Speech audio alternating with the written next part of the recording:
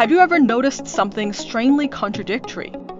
Two people shop at the same Costco, buy what looks like the same products: Italian extra virgin olive oil, New Zealand Manuka honey, Himalayan pink salt, American beef, imported dried fruit.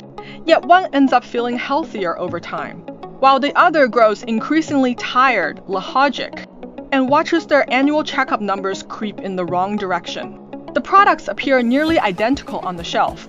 So where does the real difference come from? Most people's first instinct is to wonder whether they overpaid or simply didn't know how to choose. But the real answer might be the exact opposite. You didn't pay too much. You bought things that were too good at marketing. In North American supermarket systems, especially at volume retailers like Costco, there's a subtle but critical reality. The premium feel on the packaging often has little to do with the actual quality of the ingredients. In some cases, the more a product looks natural, healthy, or exotically sourced, the more likely it is to hide a complex, multi-layered supply chain behind the scenes. Today, we're not here to scare you or push conspiracy theories. Instead, we're going to do something far more valuable.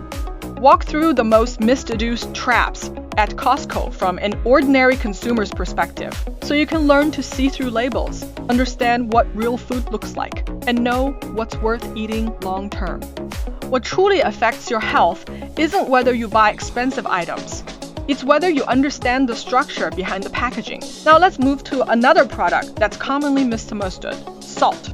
In recent years, Himalayan pink salt has become wildly popular, with many believing it's healthier because it's rich in natural minerals. But scientifically, salt's primary function is sodium chloride, and the so-called 80+ trace minerals are present in such minuscule amounts that they're practically negligible in your daily intake. What you should really pay attention to isn't the color, it's the source and processing method. At Costco, you'll typically see two options: large bags of visually appealing pink salt, and products like Redmond Real Salt, which comes from an ancient salt deposit in Utah. The difference isn't about one being magical and the other not, it's about processing. Refined salts are highly purified and often contain anti-caking agents, while unrefined mineral salts retain more of their natural mineral structure with fewer processing steps. To be clear, this doesn't mean pink salt is toxic or that mineral salt is a miracle cure. The real takeaway is simply this: don't let marketing stories replace basic judgment.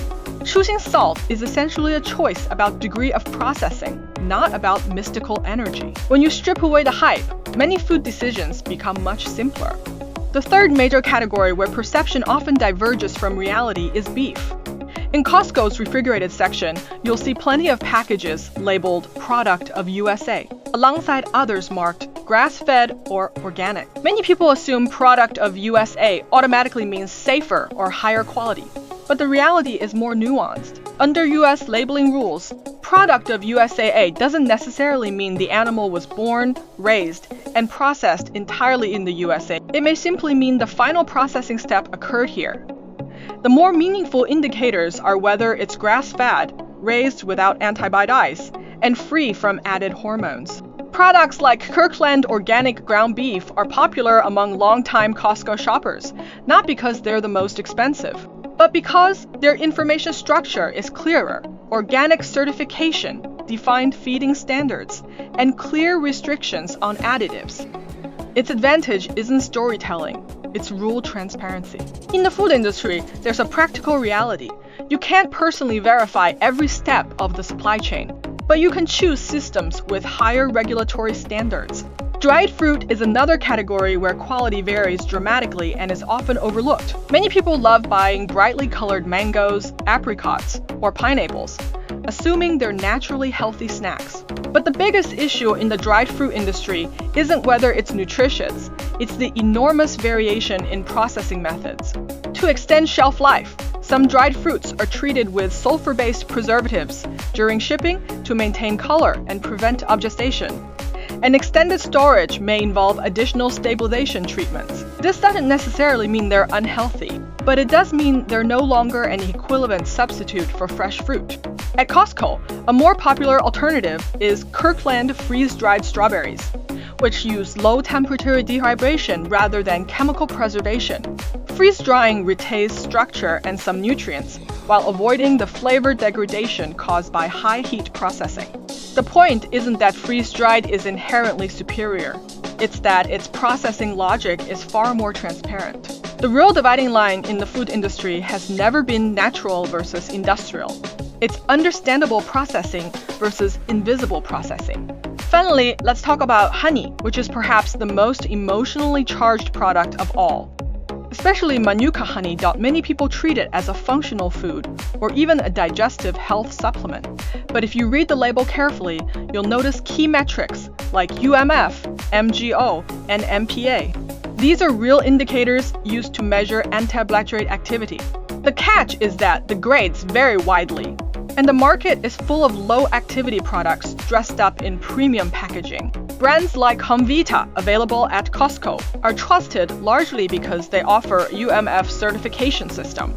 But it's important to stress that honey remains a food, not a medicine. High-grade Manuka honey does contain certain unique compounds, but it cannot replace medical treatment, nor should it be mythologized as a universal cure. The truly healthy consumption logic isn't about buying the most powerful product. It's about knowing exactly what you're buying. If you step back, a consistent pattern emerges across all these categories.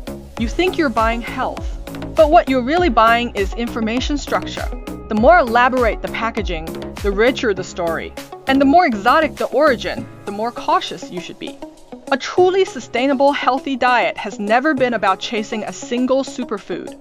It's about establishing simple principles. Choose foods that are minimally processed, with transparent labels and clear ingredient lists. You don't need to become a food expert or memorize every brand. You just need one habit. Every time you pick up an item, the ingredient panel before you read the marketing copy. Advertising speaks to your emotions. The ingredient list speaks to your body. Once you start shopping with this mindset, something fundamental shifts. You'll stop being led by premium vibes and start understanding structural integrity. And once that shift happens, your purchasing decisions become remarkably steady and rational. So let's return to the original question. Why do some people get healthier while others get more tired? The answer isn't about any single magical product. It's about whether you're living by label-based thinking or structure-based thinking. Food doesn't speak, but its structure does. If you learn to listen to that structure, you'll no longer be swayed by fancy packaging. If this piece makes you take one extra look at the ingredient list the next time you're at Costco, or helps you avoid one questionable purchase, then it's already served half its purpose.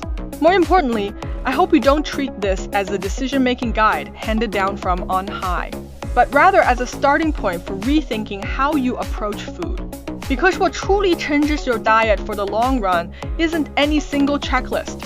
It's your own judgment. If you'd like, drop a comment below with the one Costco product you buy most often but have always wondered about. We can dig into its real structure next time.